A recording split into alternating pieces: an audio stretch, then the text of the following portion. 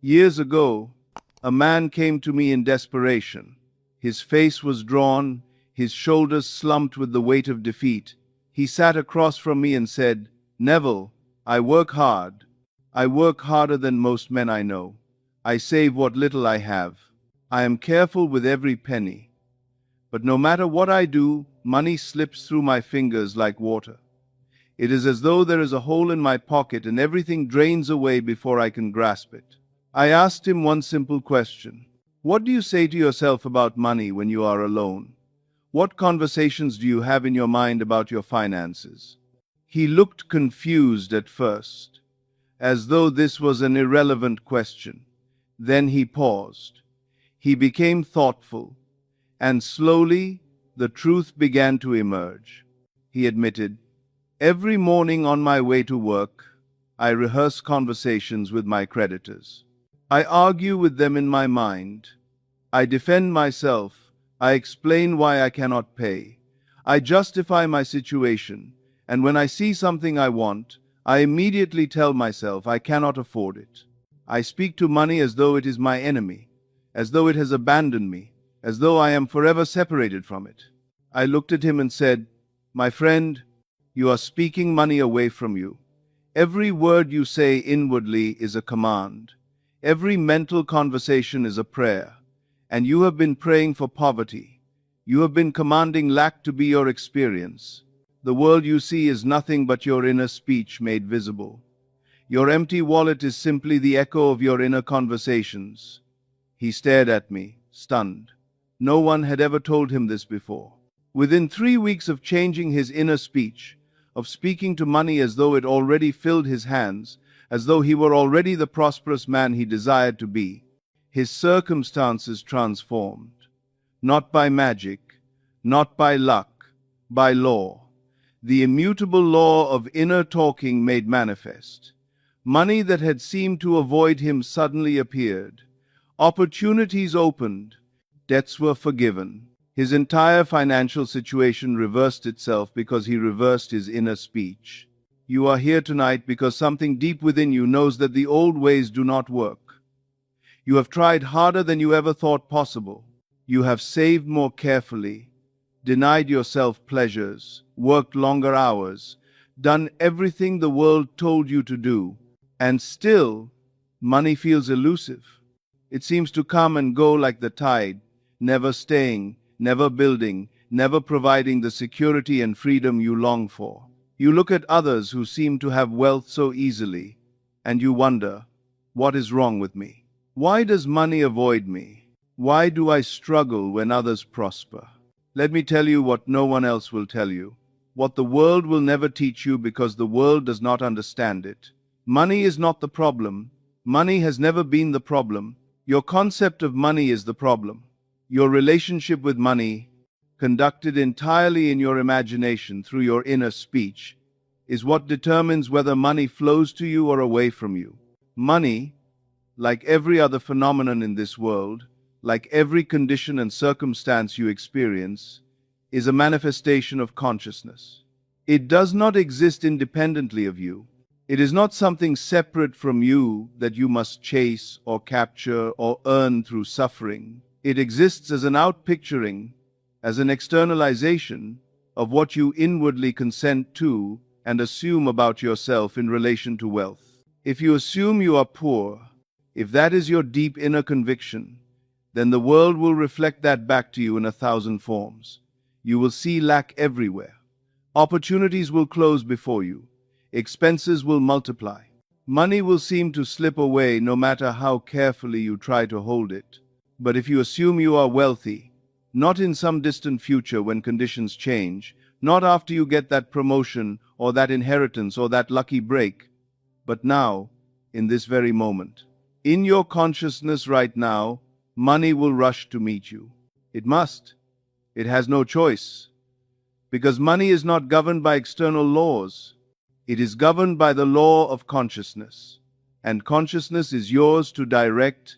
What you will gain by the end of this teaching is nothing less than freedom. Complete, total, absolute freedom.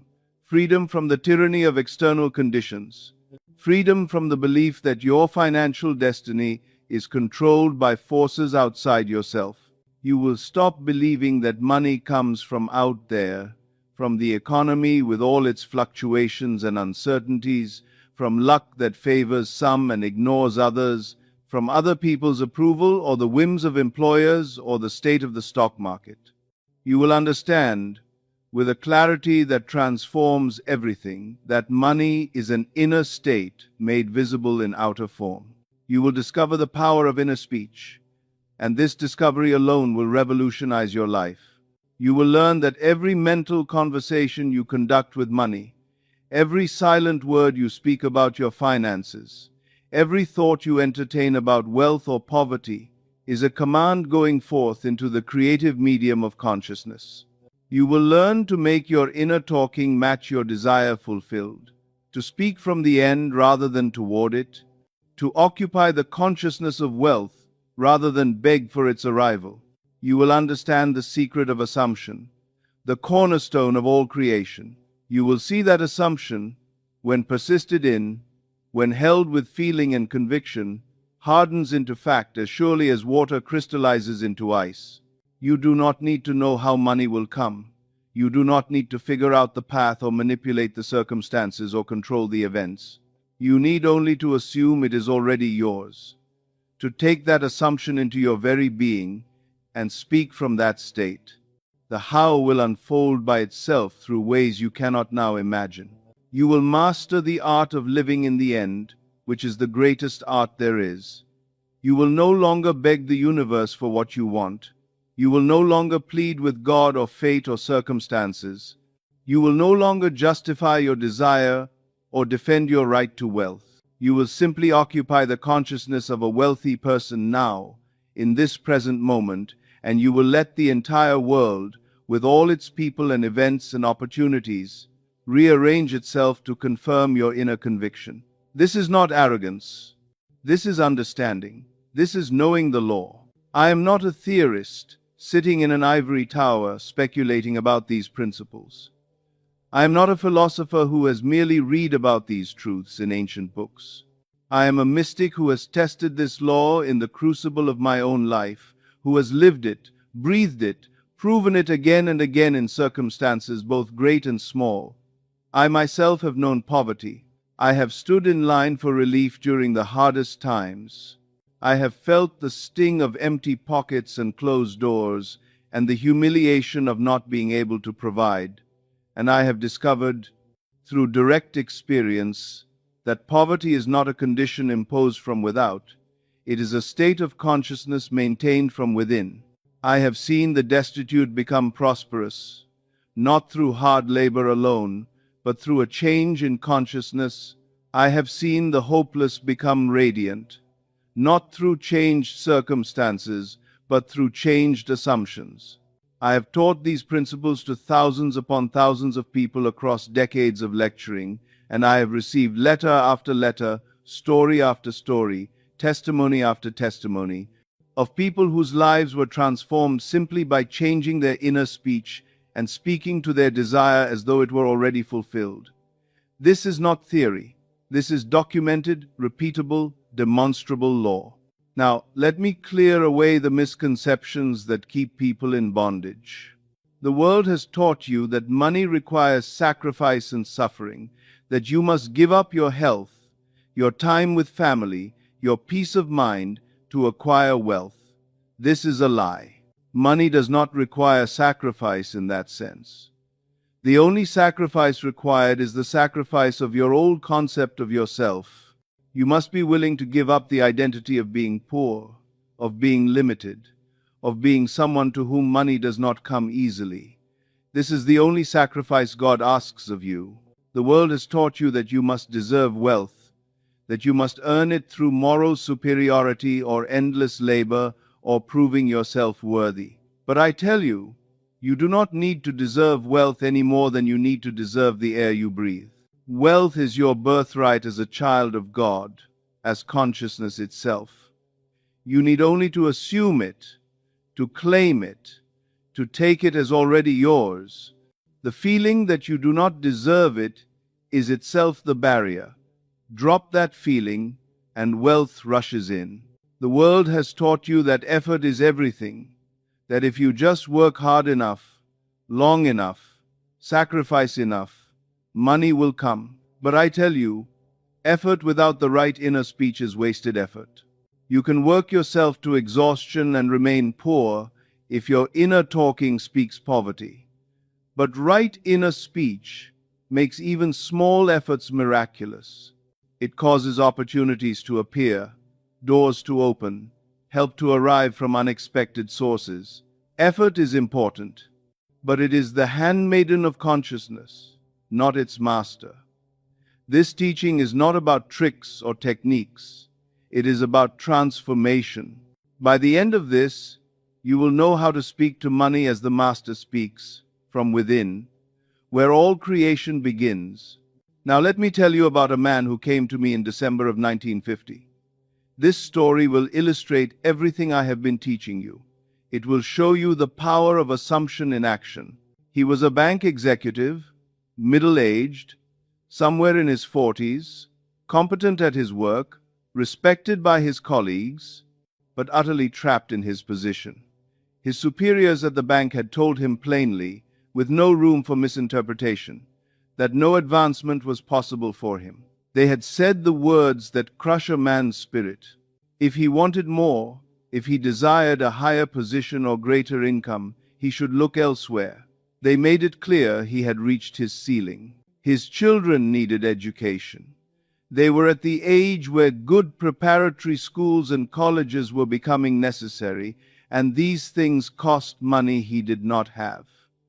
His wife deserved comfort, deserved a life free from constant worry about bills and expenses, and he could not provide it on his present income. He felt powerless. He felt defeated.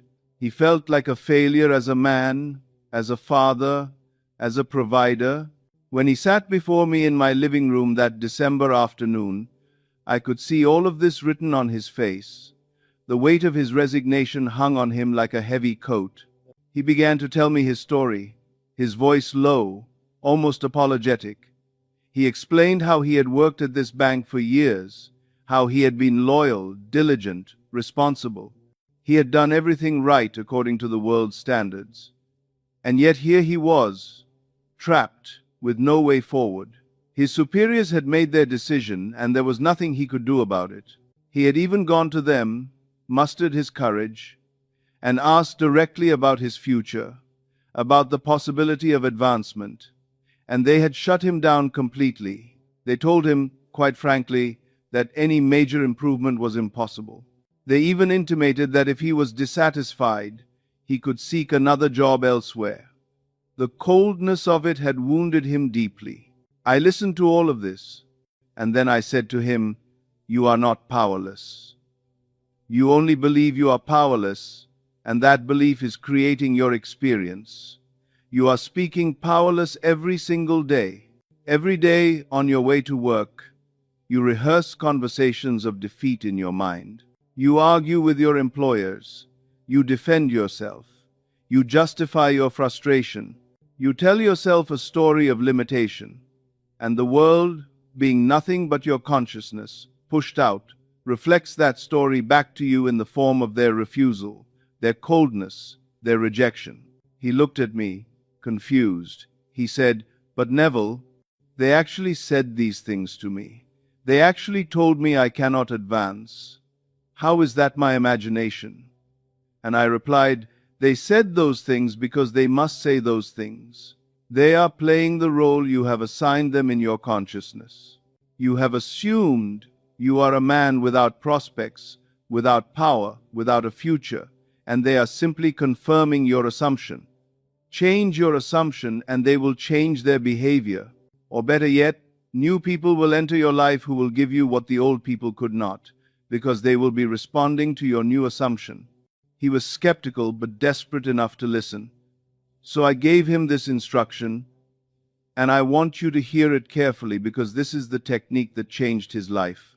Every night before sleep, I told him, "You must feel yourself retiring at the end of one of the most important and successful days of your life. Do not imagine the day itself. Do not imagine the work or the meetings or the negotiations. Imagine only the end of that day. Imagine that you have actually closed a deal that very day to join the kind of organization you yearn to be with. Managing investment funds for a great foundation or university, exactly the position that represents your fulfilled desire, and you are going to bed satisfied, content, at peace. I suggested to him that if he succeeded in completely filling his mind with this feeling, he would experience a definite sense of relief. In this mood, his uneasiness and discontent would be a thing of the past. He would feel the contentment that comes with the fulfillment of desire, even though the outer world had not yet reflected it. And I wound up by assuring him with complete conviction that if he did this faithfully, night after night, without exception, he would inevitably get the kind of position he wanted. Not by begging, not by searching desperately, but by assuming it was already his and letting the world catch up to his assumption. He asked me the question everyone asks. But Neville, how will this happen? I have no connections in that world. I do not know anyone at the great foundations. I have no opportunities on the horizon. The economy is uncertain. My superiors have already told me no. How can this possibly work? And I said to him what I say to everyone who asks this question. You do not need to know how. In fact, it is better if you do not try to figure out the how. Your conscious mind, your reasoning mind, is limited. It can only see the paths that already exist. But consciousness, your deeper consciousness, is unlimited. It can create paths that do not yet exist. It can arrange circumstances in ways you cannot imagine. It can move people you do not know to make decisions that benefit you. Your task is not to figure out the means. Your task is to assume the end and persist in that assumption with faith and feeling. The how will take care of itself. He looked at me with a mixture of hope and confusion, but something in my conviction reached him. He felt the truth of it even if he did not fully understand it. He agreed. He promised me he would follow this procedure faithfully, every single night without exception. And so he did. Every night, for 2 months, he performed this imaginative act. He would lie in his bed after his wife had fallen asleep, and he would enter into his imagination. He would feel himself at the end of that glorious day. He felt the satisfaction of having shaken hands with his new employer. He felt the weight lifting from his shoulders as he realized his financial worries were over.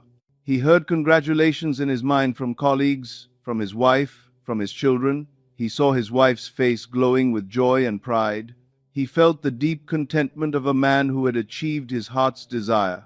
And here is what is crucial, what I want you to understand deeply. He did not merely wish for this.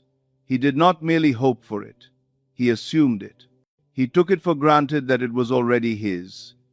He lived in that state in his imagination before it was visible to his physical senses.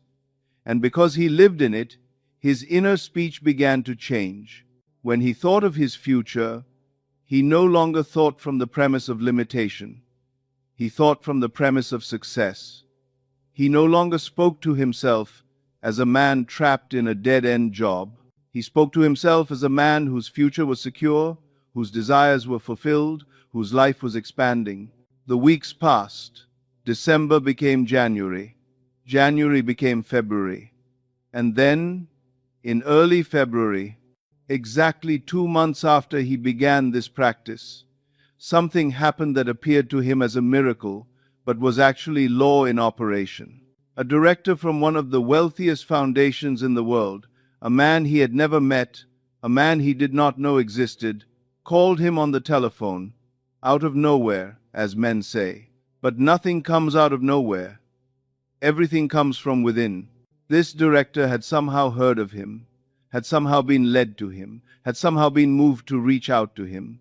And during their brief conversation, this director asked if he would be interested in joining the foundation in an executive capacity, handling investment funds. My friend could hardly believe what he was hearing. This was the exact position he had been imagining. the exact type of organization, the exact role. It was as though someone had read his mind and created this opportunity specifically for him. After some discussion, after meeting with others at the foundation, he accepted. The salary they offered him exceeded what he had even dared to imagine.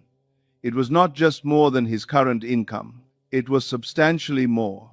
And with the assurance of steady progress, with the promise of a real future, he stepped into this position that seemed to have been waiting for him all along. Today, years later, he is still there, living a life that far exceeds what he had hoped for. His children received the education he desired for them. His wife lives in comfort and security. And he knows, beyond all doubt, that it was his imagination that created this. It was his nightly practice of assuming the wish fulfilled. It was his persistent inner speech that spoke from the state of success rather than toward it. He changed nothing in the outer world first. He changed everything in his inner world, and the outer world had no choice but to conform. What happened? Did fate smile on him? Did luck intervene? No. He stopped begging the world to change and started speaking to his own consciousness as though the change had already occurred. Money heard him. Opportunity heard him. The entire structure of his world rearranged itself to match the assumption he persistently occupied. This is not a miracle. This is law. The law of assumption. The law of inner talking. The law that governs all creation. Now let me tell you about a woman who lived in New York. And this story will show you that the same law works for specific sums of money, not just vague notions of prosperity. She had little money at the time this story takes place. No real prospects for more. No inheritance coming. No promotion on the horizon. Just the daily struggle of making ends meet that so many people know all too well. But one day, she attended one of my lectures where I was speaking about what I call toys, the small and specific things people desire. I had told the audience about a woman who wanted a particular hat, who imagined wearing that hat, feeling it on her head, seeing herself in the mirror with it, and within days received that exact hat as a gift. The audience was delighted by this story, and this woman I am telling you about now listened intently. After the lecture, she thought to herself, if it works for a hat, why not for money? But she did not want to test it on a small amount. She decided she would be bold. She decided she would imagine $2,500, a large sum for her at that time, a sum that would solve many problems and provide real relief. Most people would think this impossible. Most people would say, I have no way of getting $2,500. Where would it come from? Who would give it to me? But she had been listening carefully to my teaching. She understood that the how was not her concern. Her concern was to assume it was already hers and to persist in that assumption. So she constructed a simple scene, and I want you to understand the simplicity and power of what she did. She imagined herself holding a certified check in her name for $2,500, not a vision of receiving it someday, not a hope that it might come, but a vision of already having it in her hands right now. She saw the check clearly in her imagination. She saw her name written across it in ink. She saw the amount, $2,500, written out in both numbers and words. She felt the weight of the paper in her hands. She felt the texture of it. She felt the crispness of it. She made it real in her imagination. But more than the visual image, she cultivated the feeling. This is what most people miss. They create the mental picture, but they do not generate the feeling. She felt the security that comes from having this money. She felt the relief of knowing her needs were met. She felt the joy of being able to pay her bills, to buy what she needed, to live without constant financial anxiety. She felt the gratitude, the thankfulness, the sense of being blessed, and most importantly, she spoke to herself from the state of already having received it. She did not say, I hope this comes to me. She did not say, maybe this will work. She said inwardly, with feeling and conviction, I have it. It is mine. This is done. Thank you for this money that is already mine. She held this feeling. She returned to it again and again throughout her day. Not obsessively, not desperately, but naturally, the way you would naturally feel grateful for something good that has happened to you. She would be washing dishes and she would feel that sense of security. She would be walking down the street and she would feel that gratitude. She would lie down to sleep and she would fall asleep in the feeling of having received this gift. She made it her habitual state of consciousness. And she waited, but not with anxiety. She waited with confidence, with the quiet certainty of someone who knows a fact. 1 month passed. Exactly 1 month to the day from when she began this practice, there was a knock at her door. She opened it, and there stood a man she had met only once before. Very briefly, very casually. They had crossed paths at a gathering in New York. They had spoken for perhaps 10 minutes about the city, about the weather, about nothing important. She had completely forgotten the encounter. She had no idea he even remembered her name, but there he stood at her door, and in his hand was an envelope. He said he had something for her. She invited him in, confused, curious. He handed her the envelope and told her to open it.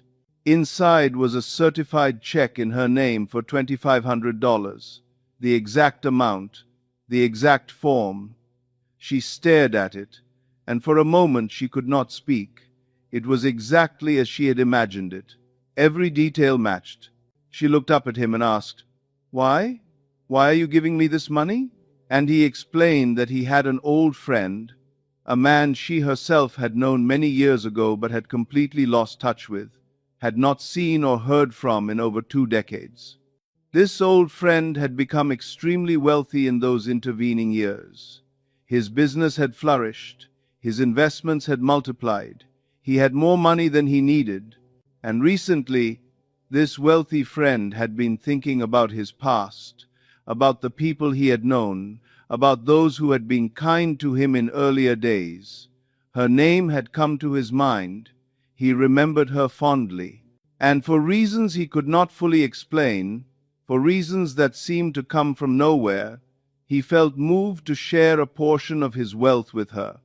He contacted this mutual acquaintance, the man now standing in her living room, and asked him to deliver this first payment. "The first payment," he said. "Not the only payment, the first." She was overwhelmed.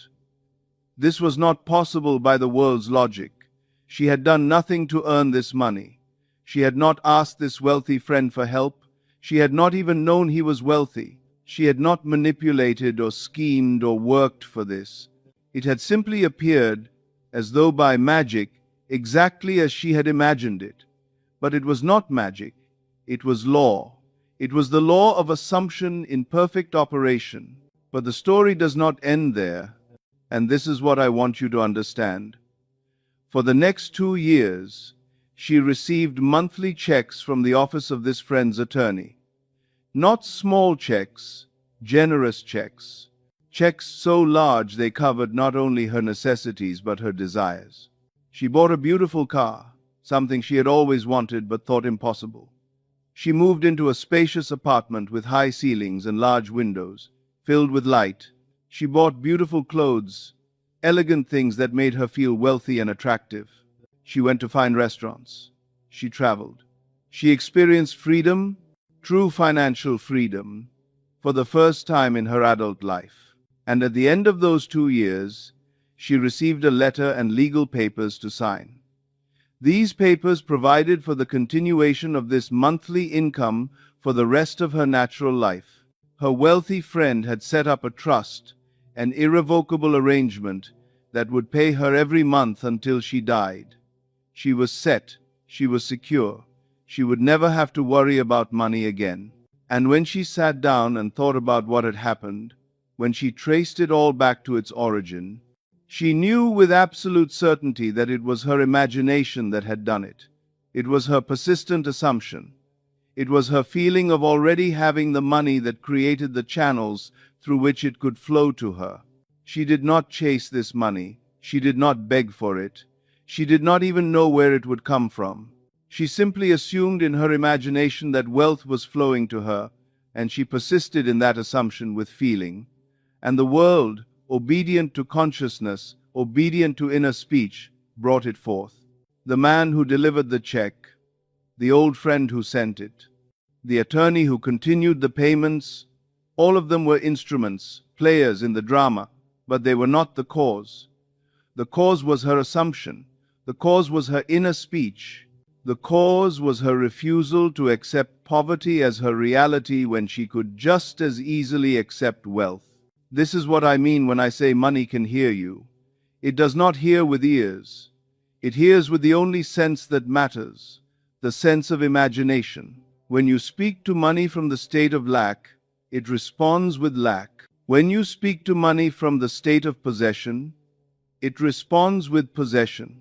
You are always speaking to it, whether you know it or not, and it is always answering. Now let me tell you about a young man who wanted to test this principle on something that seemed truly impossible, something that involved too many variables, too much uncertainty, too much that appeared to be beyond anyone's control. He came to me, probably in his late 20s, with eyes bright with curiosity and skepticism combined, and said, "Neville, I have a system for horse racing.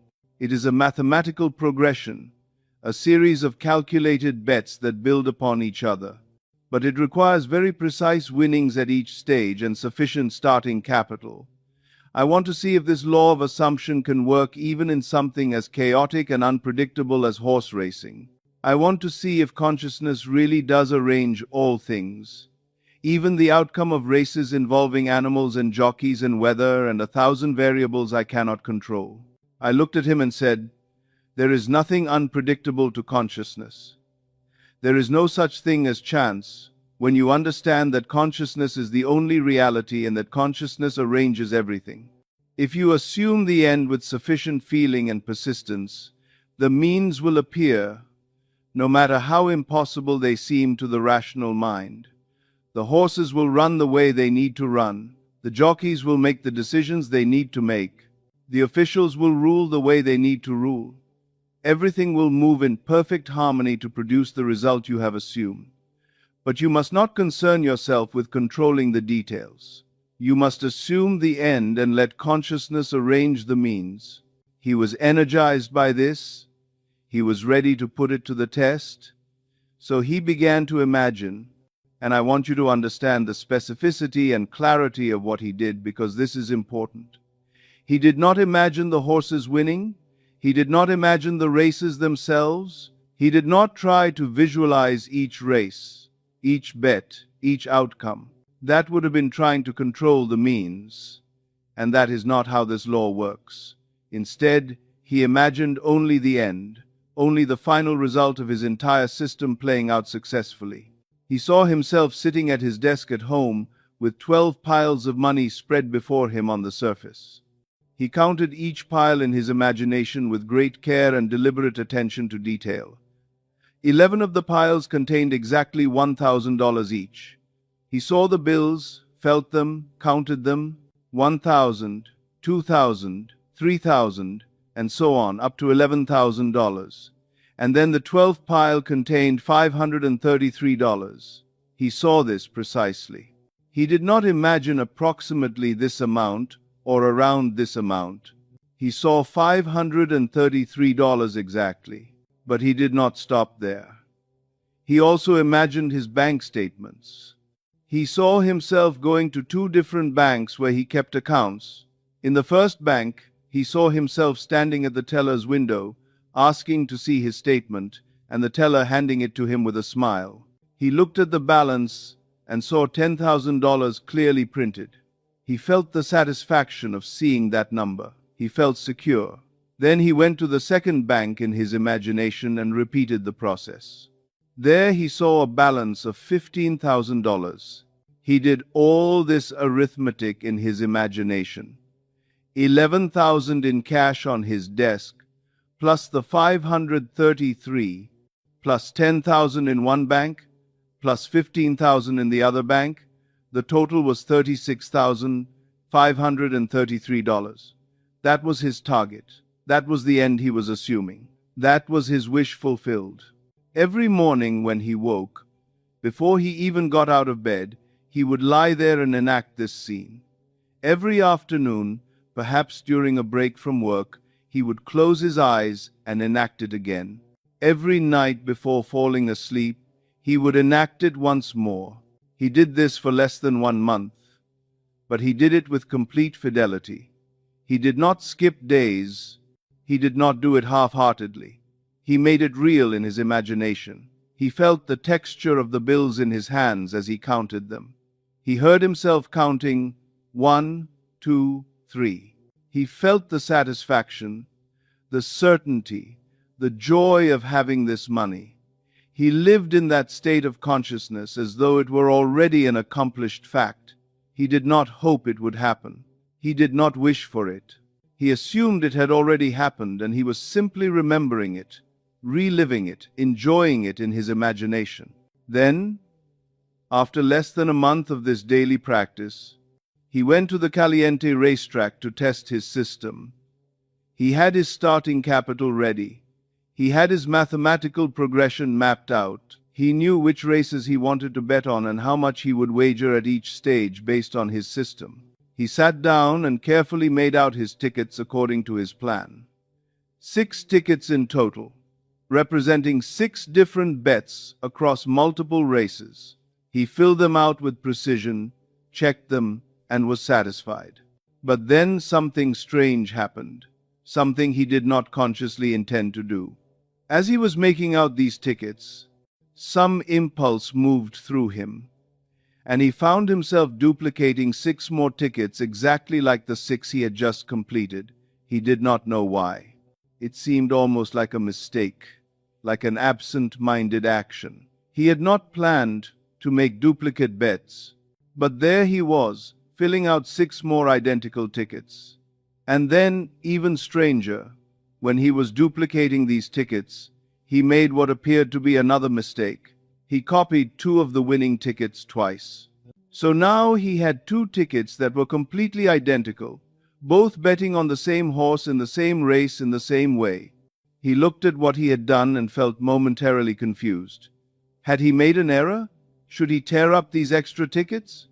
But something told him not to. Some inner prompting, some intuition, suggested he should keep them. So he did. He simply followed the impulse without questioning it. He bought all the tickets and waited for the races to begin. The horses began to run. 1 race finished, then another, and as the winners came in and the results were posted, he began to realize something extraordinary was happening. He looked down at his tickets and saw that he was holding 2 of the winning tickets, the 2 he had accidentally duplicated. 2 identical tickets that each paid $16,423.50. He had $16,423.50 twice. Plus he also had 6 consolation tickets, smaller wins, that each paid $656.80. He pulled out a pencil and paper right there at the track and began to calculate. 2 times $16,423.50 equals $32,847. Plus 6 times $656.80 equals $3,940.80. The combined total was $36,788. He stared at this number. Just days before, he had been imagining $36,533. The difference was only $255. The universe had given him even more than he had assumed. It had exceeded his imagination by a small margin, as if to say, "You assumed this much, and I will give you this much and more." But what astonished him even more than the amount was the series of events that had to align perfectly for this to happen. The duplicate tickets that he made by seeming accident, the mistake that caused him to copy 2 of them identically, the fact that those 2 tickets, out of all the tickets he made, turned out to be the big winners. But there was more. At the end of the 9th race, one of the races that brought him a major win, the trainer of the winning horse had attempted to scratch it at the last moment. The trainer wanted to pull the horse from the race. Perhaps the horse seemed unwell. Perhaps the trainer had second thoughts about the competition. For whatever reason, he went to the stewards, the race officials, and requested permission to scratch the horse. But the stewards denied the request. They said no, they refused to allow the scratching, and so the horse ran in that race, and the horse won, and my friend collected his winnings. If the stewards had said yes, if they had allowed that horse to be scratched, the entire outcome would have been different. But they said no, not because they knew anything about this young man or his imaginative work, but because consciousness had arranged for them to say no. They were playing their part in the drama, fulfilling their role in bringing about the end that had been assumed. Every single detail, every seeming accident, every decision made by strangers, every impulse that moved through him to duplicate those tickets, all of it was arranged by his assumption. He had not tried to control any of these details. He had not tried to figure out which horses would win or what the stewards would decide.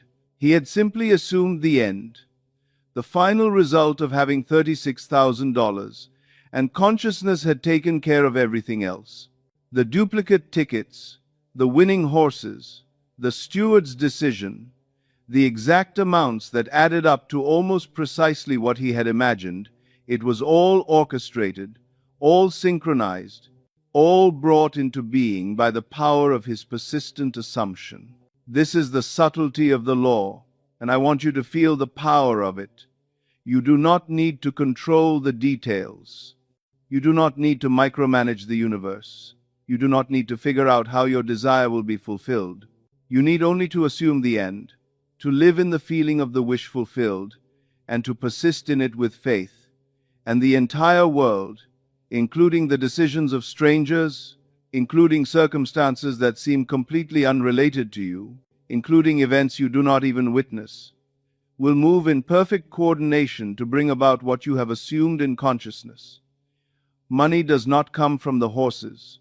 Money does not come from luck or chance or favorable circumstances. Money comes from consciousness. And consciousness is yours to direct through the power of assumption and inner speech. Now that you have heard these stories, now that you have seen this law in operation through the lives of real people, let me give you the foundation. Let me tell you what money really is at its core, at its essence, so that you will never again be confused about it or frightened of it or feel powerless in relation to it. Money is not metal. It is not paper printed by governments. It is not digits displayed on a computer screen or numbers written in a ledger. All of these are merely symbols, forms, outer representations of something far more fundamental. Money is solidified inner speech. Money is liquid consciousness, taking the particular form you have assigned to it through your habitual assumptions, through your persistent inner talking, through the feeling state you occupy in relation to it. The Bible tells us that in the beginning God said, "Let there be light," and there was light. And I tell you that you are this God speaking in your own world. I am is the light of the world. Your awareness of being, your consciousness, is the liquid light of the universe, the prima materia, the first cause, the substance out of which all things are formed. Everything you see with your physical eyes, every dollar bill, every coin, every opportunity to earn, every door that opens or closes financially, every person who gives to you or withholds from you, is your own consciousness crystallized into form, hardened into circumstance, made visible and tangible. Money flows where consciousness directs it, and consciousness is directed by one thing and one thing alone, not by your actions, though actions follow assumption, not by your words spoken aloud, though speech follows thought. Consciousness is directed by the feeling and speech of assumption, by what you silently consent to and accept as true about yourself in the privacy of your own imagination. You sit in a room alone and no one hears your thoughts. No one sees your inner visions, but the universe hears.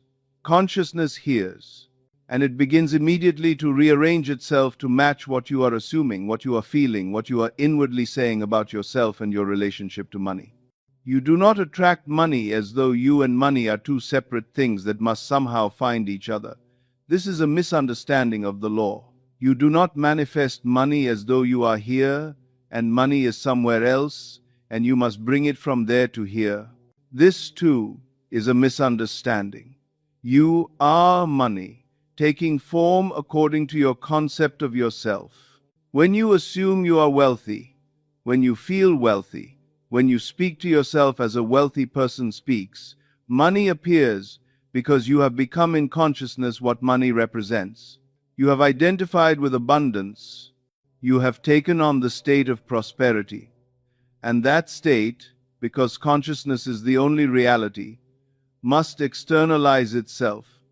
It must show itself in your world. When you assume you are poor, when you feel the lack, when you speak to yourself in the language of limitation and scarcity, money recedes, not because it dislikes you or punishes you, but because you have identified with poverty. You have taken on that state in consciousness, and that state externalizes itself just as surely as the state of wealth externalizes itself. This is not philosophy. This is not speculation. This is law. It is as precise and reliable as the law of mathematics. 2 plus 2 always equals 4. An assumption always externalizes itself in corresponding form. Always, without exception. You cannot assume one thing and experience another. It is impossible. It would violate the very nature of consciousness. The Bible says, I am that I am. This is the name God gives when Moses asks, "Who shall I say sent me?" And this is not the name of a distant deity sitting on a throne in the sky. This is you, your awareness of being, your consciousness. I am. Not I was or I will be, but I am, present tense, eternal present, the only moment that exists. That is the only reality. Everything else is a conception, a state, a particular arrangement of consciousness, a name you give to the nameless I am. When you say, I am poor, you have taken the nameless, unlimited, infinite awareness of being, and you have named it poor. You have given it a limitation. You have defined it in a particular way, and the nameless I am, which is neither rich nor poor, neither limited nor unlimited in itself, obeys. It takes on the name you have given it. It becomes in expression what you have declared it to be in assumption. When you say, I am rich, you have named it differently. You have given it a different quality, a different state, and it obeys that name just as readily, just as completely. I am is neither rich nor poor. It simply is.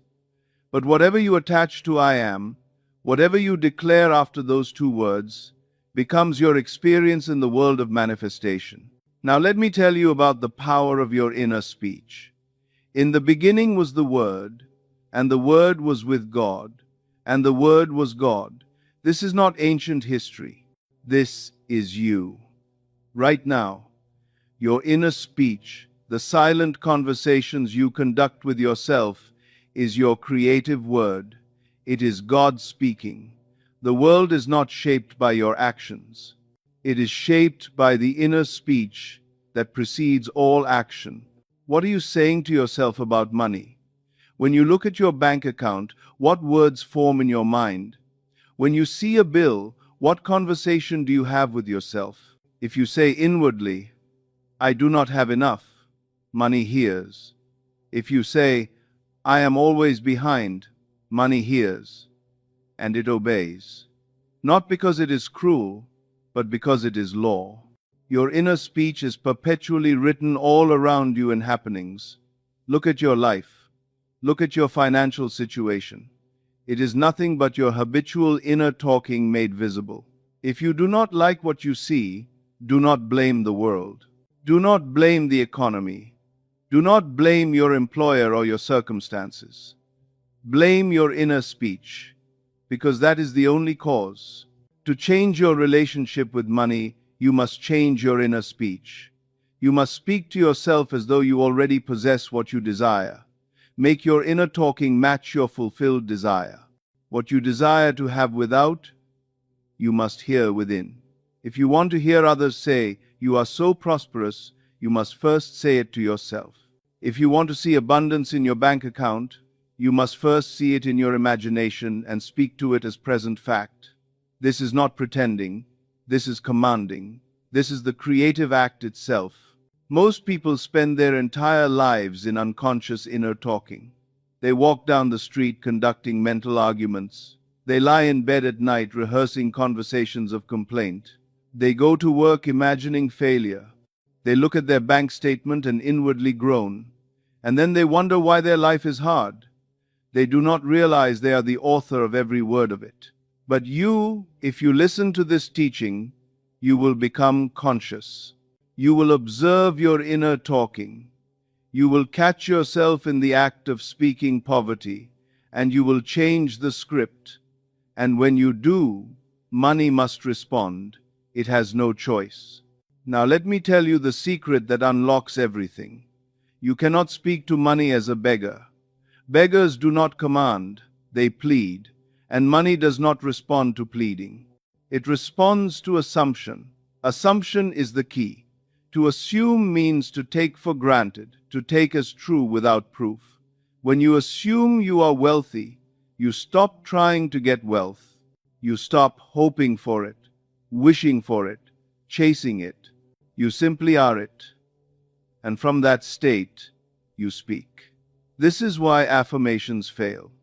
Affirmations are spoken by the one who does not have, but assumption is occupied by the one who already is. Do you see the difference? One is begging. The other is commanding. To speak to money, you must first go within and clothe yourself in the feeling of wealth. Feel what it would be like if you already had what you desire. Saturate yourself in that feeling until it becomes natural. Then, and only then, speak. Your words will carry the authority of the fulfilled state. This is what Shakespeare meant when he said, "Assume a virtue if you have it not. Assume wealth if you have it not. And wealth will assume its place in your world." Let me be very practical. How do you assume? You imagine. You go into your imagination and you construct a scene that implies your wish is fulfilled. Not a scene of getting the money. Not a scene of working for the money. A scene that takes place after the money is already yours. You might imagine yourself looking at your bank statement and seeing a large balance. You might imagine a friend congratulating you on your success. You might imagine yourself making a purchase you once thought impossible and doing it with ease. The scene does not matter. What matters is that it implies fulfillment, and then you inhabit that scene. You step into it. You feel it from within. You hear the sounds. You see the sights. You feel the emotions. And you stay there until it feels natural. When you do this, you have assumed. You have taken your desire for granted. You have claimed it as already yours. And from that moment, your inner speech changes. You no longer speak from lack. You speak from possession. You no longer say, "I wish I had." You say, "I have." And money, being nothing but consciousness solidified, must conform to your new speech. Now let me tell you something that will change everything if you understand it. Every mental conversation you conduct is a prayer. Not the kind that churches teach, not words recited on bended knee, but the real prayer. The inner speech that persists beneath all outer activity. When you walk to work and mentally argue with your employer, you are praying for conflict. When you rehearse conversations of lack, you are praying for poverty. When you justify your limitations, you are praying for their continuation. But when you imagine conversations of fulfillment, when you hear others congratulating you, thanking you, admiring your success, you are praying for that state to externalize. And It must. Because prayer is not begging God. Prayer is assuming the consciousness of your wish fulfilled and speaking from it. I have told people, stop spending your thoughts. Every moment must be an investment. To spend thought is to waste it on fear, doubt, complaint. To invest thought is to direct it toward your fulfilled desire and hold it there. My own wife received a revelation about this. She was awakened one morning by a voice of great authority speaking within her and saying, "You must stop spending your thoughts, time, and money. Everything in life must be an investment. This is the secret. Thought is the coin of heaven. Money is its earthly symbol. Every thought you think is a coin you either spend or invest. If you think thoughts of fear, complaint, or resignation, you spend your coins wastefully. But if you think thoughts that imply your desire fulfilled, you invest. Conduct your mental conversations as though you are already the person you wish to be. Let your inner speech reflect wealth, gratitude, abundance. Do this persistently, and the outer world will have no choice but to conform. I have seen this happen thousands of times. A woman who was struggling financially began to change her inner talking. Every time she thought of money, she said inwardly, "I am so grateful for my abundance." She did not say, "I hope to be abundant." She said, "I am abundant." And she said it with feeling. Within weeks, her employer gave her an unexpected raise. A relative sent her money. Opportunities appeared that had not existed before. Nothing changed in the outer world first. Everything changed in her inner speech, and the outer world followed. Let me tell you something else. The world is your inner speech made visible. Look around you. Everything you see, your home, your bank account, your relationships, your health, is your inner speech made visible. The world is not the cause of your life. Your consciousness is the cause, and your consciousness speaks through inner speech. You say, "But Neville, I do not talk to myself about money all the time." Yes, you do. You may not realize it, but beneath your conscious awareness, you are constantly conducting conversations about money, about worth, about possibility, and those conversations are creating your experience. The untrained man speaks unconsciously and then wonders why his life reflects what he secretly fears. But you, if you listen to this teaching, you will become conscious. You will observe your inner talking. You will catch yourself in the act of speaking poverty, and you will change the script. When you master inner speech, you master life, because life is nothing but your inner talking externalized. Change the talking, and the world must change. It is law. There are no exceptions. The outer is always a perfect mirror of the inner. If you see poverty, you have been speaking poverty. If you see wealth, you have been speaking wealth. It is that simple, and it is that profound. Now, let me give you practical exercises you can begin tonight. These are not theories. These are techniques I have tested myself and taught to thousands. They work, not sometimes, always. If you do them faithfully, your life will change. I promise you this. Tonight, before you sleep, I want you to conduct this exercise. It is simple, but if done faithfully, it will change everything. Lie down in your bed, close your eyes, relax your body completely. Let go of the day. Let go of all tension. Now, imagine a scene that implies money is already yours. Do not imagine getting the money. Do not imagine working for the money. Imagine the result. Imagine what you would do, what you would see, what you would feel if the money were already in your hands. You might imagine yourself looking at your bank statement with satisfaction. See the numbers you desire. Feel the relief, the freedom, the naturalness of it. Or you might imagine yourself making a purchase you have been denying yourself. See yourself handing over your credit card with ease, with joy, knowing you have plenty. Or you might imagine a friend asking you how you are doing and you answering, "I am doing wonderfully. Everything is flowing. I am so blessed." Choose a scene that feels real to you, a scene that implies your wish is already fulfilled, and then step into it. Now, as you hold this image, speak to yourself inwardly. Say, "I have plenty. I am secure. I am provided for." But do not say it as an affirmation. Do not say it as a hope. Say it as a statement of fact, because in imagination, it is fact. Imagination is the only reality. What you see in imagination is more real than what you see with your physical eyes, because what you see with your physical eyes is only the outpicturing of what was first imagined. Stay in that state until you feel it, until it becomes more real than your empty wallet, until you feel the peace, the satisfaction, the certainty that it is done, and then let yourself drift into sleep. Fall asleep in the feeling of your wish fulfilled. Let sleep seal it. This is crucial. The state you fall asleep in is the state you are most deeply impressing upon your subconscious mind. So do not fall asleep in worry. Do not fall asleep in lack. Fall asleep in the feeling of abundance, and your subconscious will accept it as true and begin to externalize it.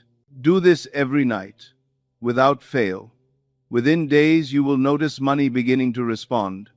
It will come in ways you do not expect. A check in the mail, an unexpected bonus, a refund you forgot about, a gift, an opportunity. Do not be concerned with how it comes. Your task is not to figure out the how. Your task is to assume the end and persist in that assumption. The how will take care of itself. I have seen people receive thousands of dollars within weeks of beginning this practice, not because they worked harder, not because they got lucky, but because they changed their inner speech. They spoke to money from the state of having, and money responded. Now let me give you another exercise. Throughout your day, you conduct mental conversations about money. Most of them are negative. Now, I want you to revise them. Revision is one of the most powerful tools I can give you.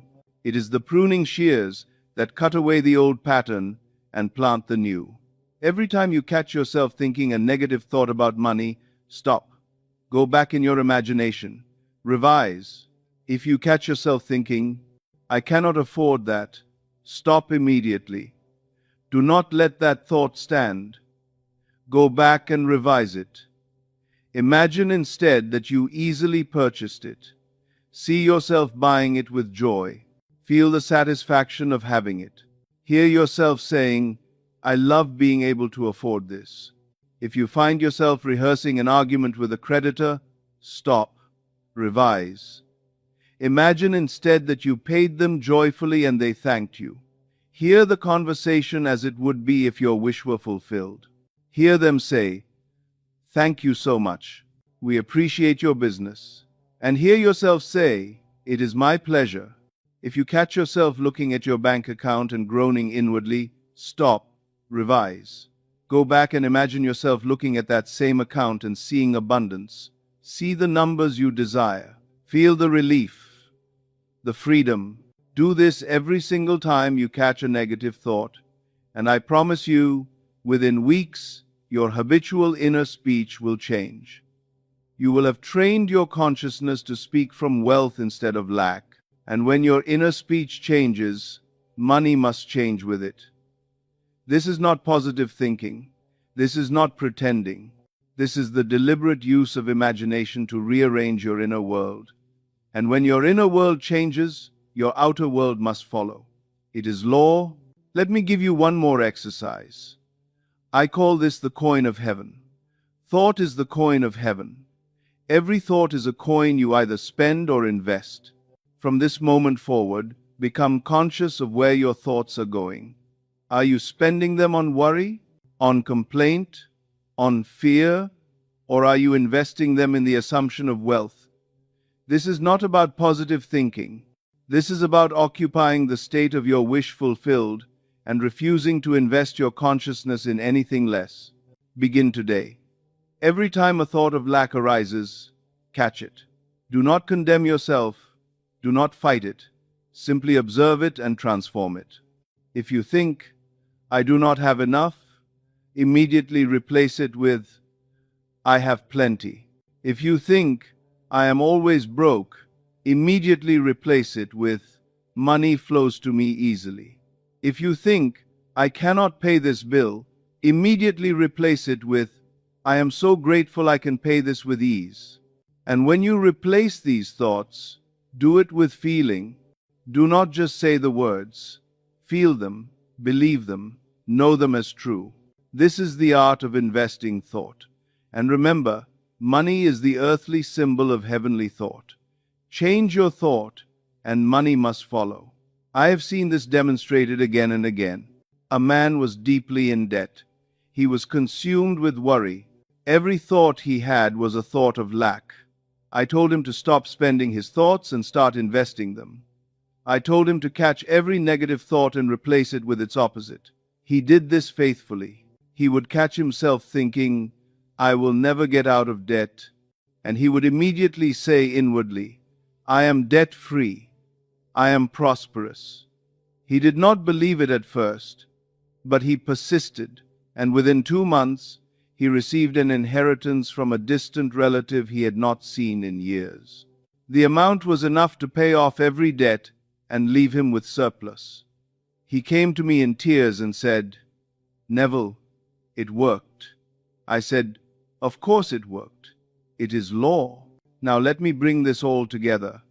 You have heard tonight what few will ever understand, that money is not the enemy, not the savior, not the problem. Money is consciousness, and consciousness is yours to command. You are not a victim of economy, of circumstance, of the world's opinion. You are the operant power. You are the creator. And the only question that matters is this: what are you speaking to your own consciousness? If you speak poverty, you will live poverty. If you speak wealth, you will live wealth. The world has no choice but to mirror back what you assume to be true of yourself. I know this teaching challenges everything you have been taught. You have been taught that money comes from hard work. And yes, work is part of the process. But work without the right inner speech is futile. You have been taught that money requires sacrifice. And yes, sometimes you must give up the old to receive the new. But the sacrifice is not of your time or your energy. The sacrifice is of your old concept of yourself. You must give up the idea that you are poor. You must sacrifice that identity. You must lay it down and take up a new one, the identity of wealth. This is the only sacrifice God requires. You have been taught that money is scarce, that there is not enough to go around, that some must be poor so that others can be rich. But I tell you, this is a lie. Money is infinite because consciousness is infinite. There is no limit to what you can have, no limit to what you can be, except the limit of your own assumption. If you assume lack, you will experience lack. If you assume abundance, you will experience abundance. It is that simple. So tonight, make this commitment. You will no longer beg. You will no longer justify. You will no longer speak to money as though it is outside you, far away, controlled by forces you cannot touch. From this moment forward, you will speak to money as the Master speaks, from within, where all power resides. You will assume the feeling of wealth. You will conduct your inner conversations from the state of having, and you will let the world catch up to the vision you hold in consciousness. Do this, and money will hear you, because money always hears. It is the echo of your own inner speech. It is your consciousness made visible. It is you pushed out into form. And when you change what you are saying inwardly, when you change what you are assuming about yourself, money must change with you. It cannot do otherwise. It is not separate from you. It is you. I want to leave you tonight with an affirmation. not an affirmation to repeat mindlessly, but an affirmation to feel, to inhabit, to become. Say this to yourself, not with your lips, but with your whole being. I am wealthy, I am secure, I am provided for in ways I do not yet see, but which are already mine in consciousness. My inner speech reflects abundance, and my world must conform. I speak to money as the God within me speaks, and it obeys. I do not beg, I do not plead, I do not justify. I simply assume, and in my assumption, all things are made new. Feel this. Let it saturate you. Let it become your natural state, and watch as your world transforms, not by magic, by law. The law of assumption, the law of inner speech, the law that governs all creation. You are the master of this law. You have always been the master. You simply forgot. But now you remember, and now you will use it. If this teaching has awakened something in you, if you feel the truth of it resonating in your being, I ask you to do 3 things. First, subscribe to this channel so you may continue to receive these truths.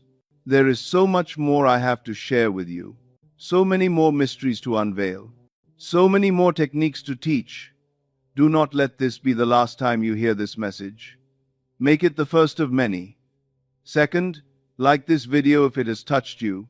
Let me know that this resonates. Let me know that you are ready to change.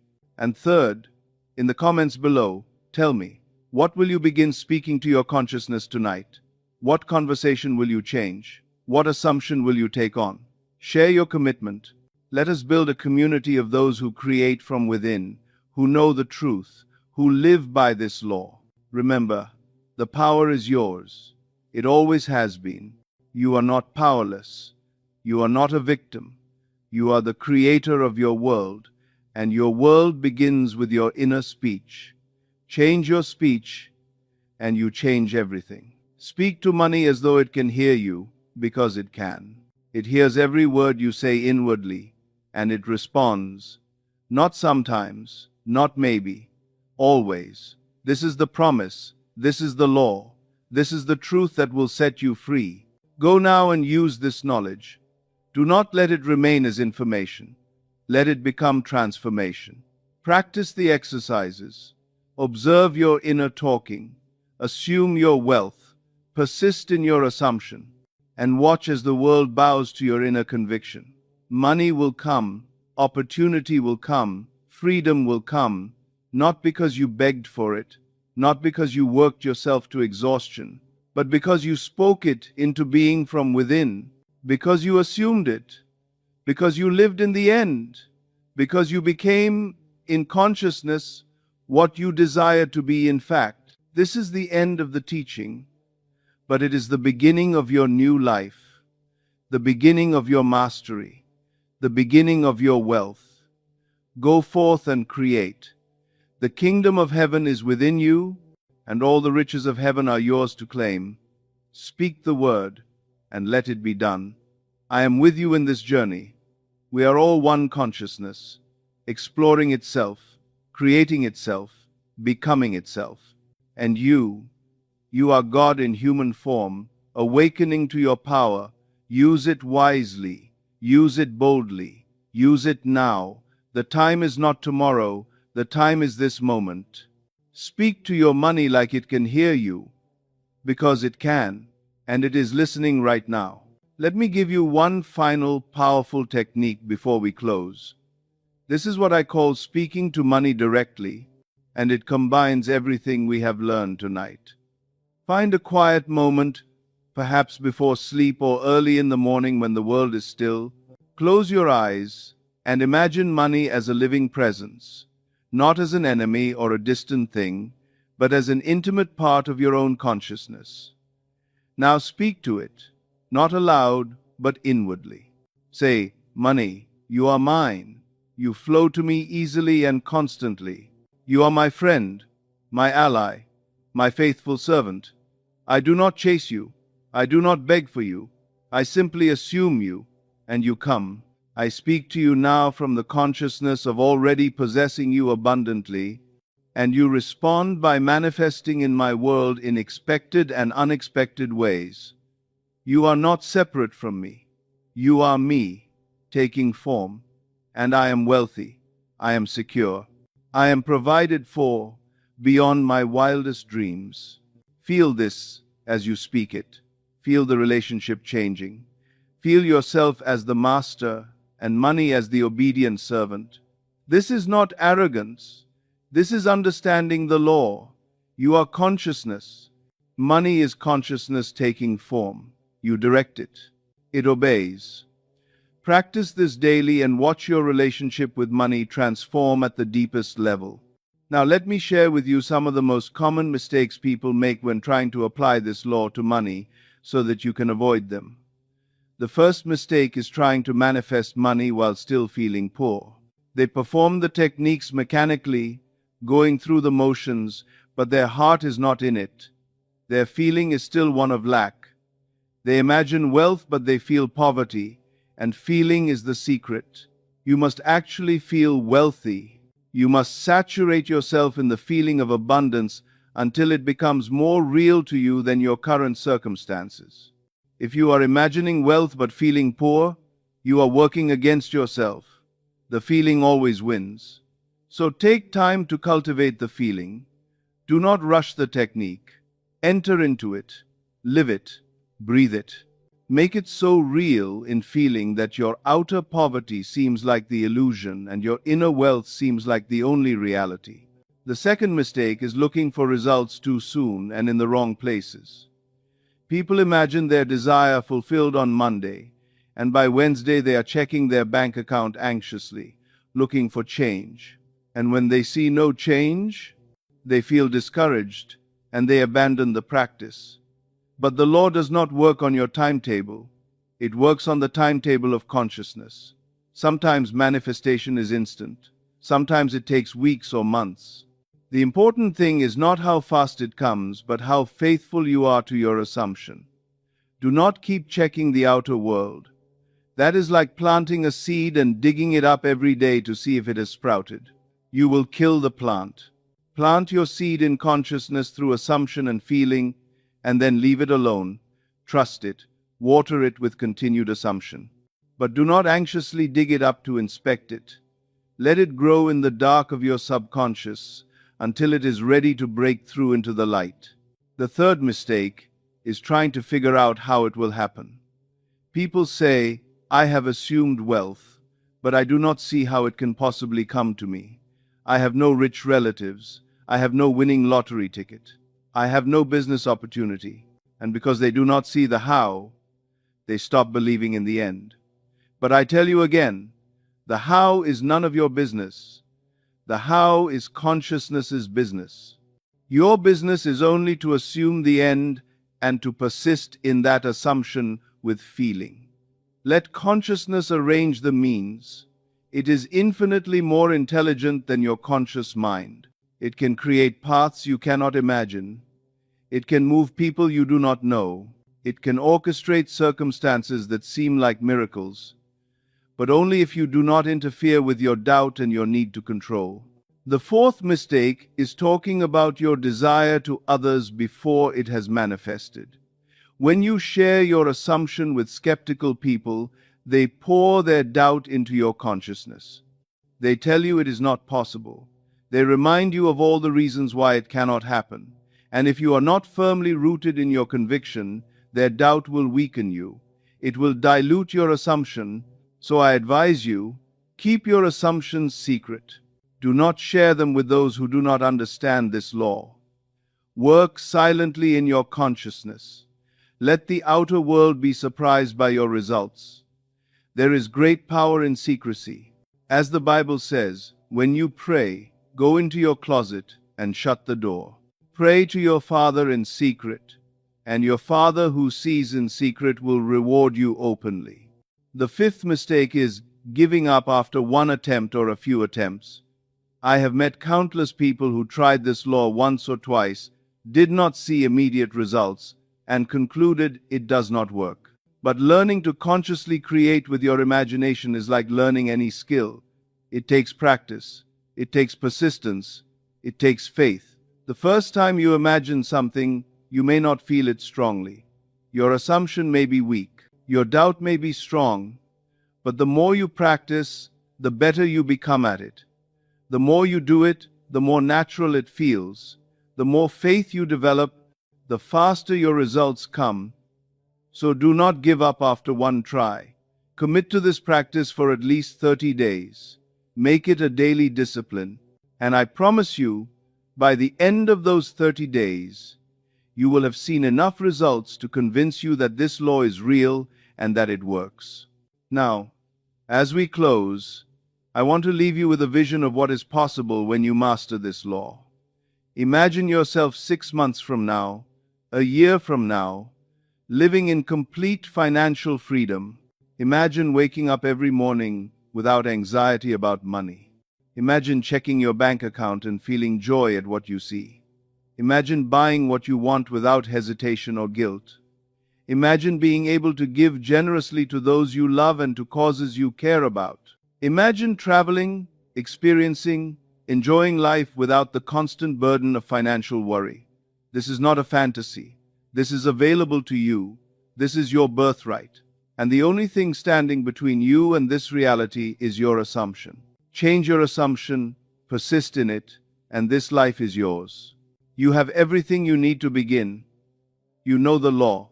You have heard the stories. You have been given the techniques. The only question now is, will you use them? Will you commit to this practice? Will you persist, even when you do not see immediate results? Will you have faith in the unseen reality of your consciousness more than in the seen reality of your circumstances? I believe you will. I believe something has awakened in you tonight. I believe you are ready to step into your power as a creator, as God in human form, as consciousness expressing itself through you. Remember, you are not alone in this. I have walked this path. Thousands have walked this path. And we are all connected in the one consciousness that is God. When you speak to your money, when you assume your wealth, when you live in the end of your desire fulfilled, you are joining a lineage of mystics and masters who have known this secret throughout the ages. You are taking your place as a conscious creator, and I honor you for that. I celebrate you for that. Now go and create. The kingdom of heaven is within you. The riches of heaven are within you. Speak the word, assume the state, persist in your conviction, and watch as your world transforms. Money is listening. Money is responding. Money is coming. Because you have declared it so in consciousness. And it is done. It is finished. It is yours, now and forever. Amen.